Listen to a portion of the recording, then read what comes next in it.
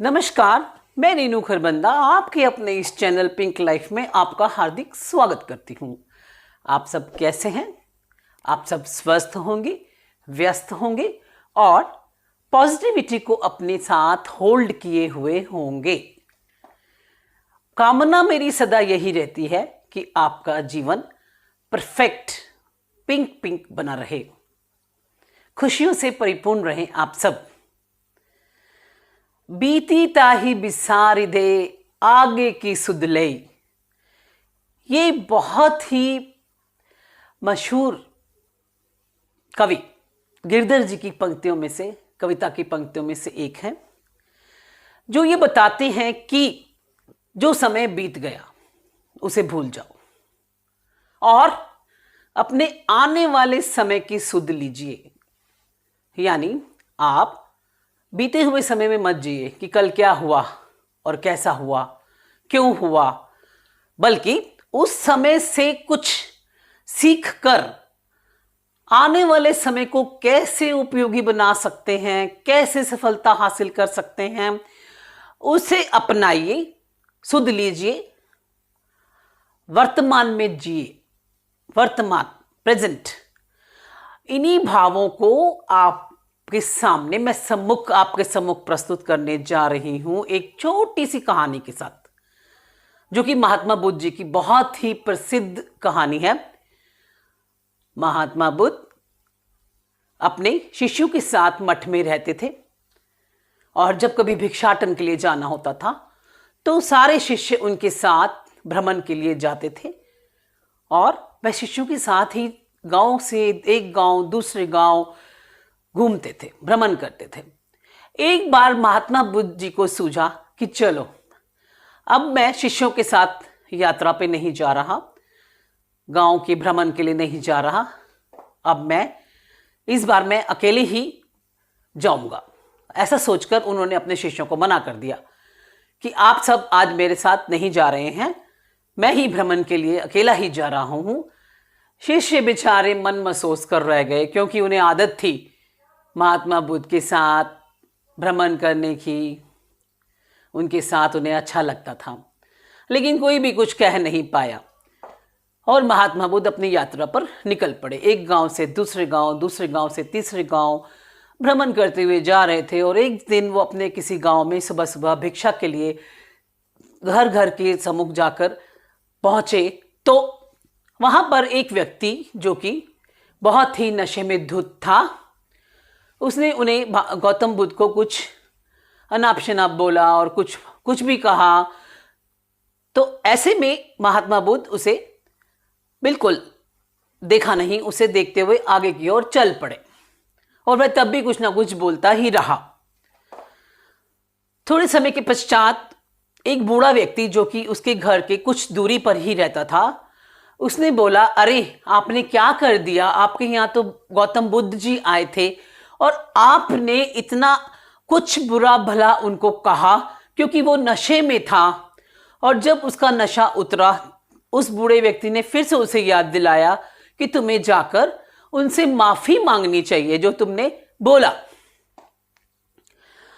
वह बूढ़ा व्यक्ति उसे यह कहकर चला गया। व्यक्ति को थोड़ा लगा कि लेकिन महात्मा गौतम बुद्ध तो अपने शिष्यों के साथ भ्रमण करते थे। फिर उसे थोड़ा स्मरण हुआ कि हाँ, वह वही थे। तो वह उनके पीछे उन्हें ढूंढने के लिए एक गांव से दूसरे गांव, दूसरे गांव से तीसरे गांव भटकता फिर रहा था कि मुझे क्षमा मांगनी है, मुझे क्षमा याचना लेना है उनसे, क्योंकि मैंने बहुत बुरा व्यवहार किया। ऐसा सोचकर उसे एक गांव में एक पेड़ वृक्ष के नीचे कोई महात्मा दिखे जो कि समाधि की अवस्था में बैठे तपस्या कर रहे थे। उसे एकदम महात्मा बुद्ध की छवि याद आ गई और वह उनके चरणों पर लौट गया और कहने लगा, मुझे माफ कर दीजिए, मैंने अपने नशे में आपको बहुत कुछ उल्टा सीधा बोल दिया। वह माफी मांगने के लिए जमीन पर लौट गया और उनके चरण छूने लगा। महात्मा बुद्ध कहते, तुम कौन हो, कहां से आए हो, मैं तो तुम्हें नहीं जानता। उसने बोला, अरे मैं तो वही व्यक्ति हूं जिनको मैंने बहुत अनाप शनाप बोला। आप मेरे यहां आए थे, कल की बात है। तो गौतम बुद्ध ने कहा, नहीं, मुझे कल का कुछ भी स्मरण नहीं, मुझे कुछ भी याद नहीं। तुम इतनी क्षमा याचना मत करो। और उन्होंने कुछ अच्छे अच्छे उपदेश बिठाकर अच्छे जीवन के सद्मार्ग के उपदेश दिए। तो गौतम बुद्ध की ये कहानी बहुत छोटी सी कहानी है और सबसे उपयुक्त और सबसे अच्छी शिक्षा यही दे रही है कि हमें जो भी समय निकल गया है उसे याद कर करके सोचना नहीं चाहिए। इस कहानी को मैंने इसीलिए अपने टॉपिक में शामिल किया क्योंकि मुझे कुछ लोग ऐसे भी दिखते हैं जो कि सम्मुख हैं, जो कि पुरानी बातों को लेकर परेशान भी हो जाते हैं, अपनी सेहत पे भी असर डाल देते हैं कि ऐसा क्यों हुआ, कैसे हुआ, अब क्या करें। तो मैं ये कहना चाहती हूं कि आप अपने पुराने समय जो बीत गया उसे बिल्कुल छोड़ दीजिए। वर्तमान जो आज है ना उसमें जिए। हाँ, ये है कि हम अपनी कुछ गलतियां अगर कुछ हमारी हो जाती हैं उनसे सबक लेकर हम आगे की ओर बढ़ने के लिए प्रेरित रहें और ये सोचें कि हमें अपने वर्तमान में जीकर भविष्य में क्या प्लानिंग करनी है, क्या करने हैं, अपने टारगेट्स क्या हैं हमारे, रादर कि हम अपने पीछे को लेकर बैठे रहें और रोते रहें कि ये क्या हो गया, कैसे हो गया। अपनी आने वाली पिछले समय से जो हमने चुनौतियों कितना संघर्ष किया है उसे याद करते हुए उस संघर्ष को आप आगे कैसे धकेल सकते हैं, संघर्ष से कुछ सीख सकते हैं, उसे लेकर बैठिए मत, मन महसूस कर मत बैठिए।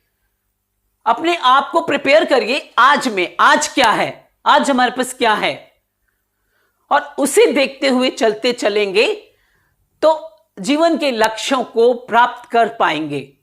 आप कहेंगे पीछे जो हमने चुनौतियों का देखा, हाँ, चुनौतियां जो आपके सम्मुख आई उन्हें देखकर आप प्लानिंग कर सकते हैं कि उस चुनौती का सामना मैंने ऐसे किया था। आने वाले समय में चाहे वो स्टूडेंट्स हो, चाहे वो व्यापारी हो, चाहे कोई भी हो व्यक्ति, उनसे सीख ले सकता है कि वह उस समय को जो कि उसने सामना किया था उससे उबर कर सामने अब मैं आ गया हूं और इसके आगे मैं क्या कर सकता हूं और कैसे आगे बढ़ सकता हूं। आने वाले मार्ग को खोलिए और फिर देखिए सफलता कैसे आपको चुटकियों में हासिल होती चली जाएगी। देखिए, पिछली बातों को याद करके मैंने देखा बहुत से लोगों को कई बीमारियां भी हो जाती हैं, बैठ जाते हैं कि हमें कुछ प्रॉब्लम्स हो गई हैं, साइकोलॉजिकल प्रॉब्लम्स हो गई हैं, मानसिकता खराब हो जाती है। नहीं, वो गलत है। अपनी सेहत पर तो असर बिल्कुल मत डालिए। बीता हुआ समय चला गया, चलता चला गया।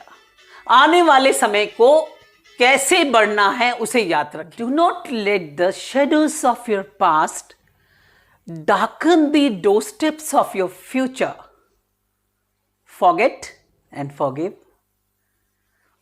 अंत में मैं ये कहना चाहती हूं कि जो लोग मेरे इस चैनल से नए जुड़ रहे हैं वो मेरे चैनल को सब्सक्राइब करें, लाइक करें, शेयर करें और बेल आइकन के बटन को टच करिए ताकि मेरे द्वारा प्रस्तुत की जाने वाली आने वाली जितनी भी वीडियोस हैं आपके पास पहुंच सके। आप मुझसे इंस्टाग्राम एंड फेसबुक पर भी जुड़ सकते हैं। उनके लिंक्स डिस्क्रिप्शन बॉक्स में दिए हुए हैं। आपके कमेंट्स बहुत ही अच्छे होते हैं, मेरे मनोबल को बहुत बढ़ाने वाले होते हैं। उसके लिए तहे दिल से शुक्रिया। Thank you so much. Stay blessed, stay inspired.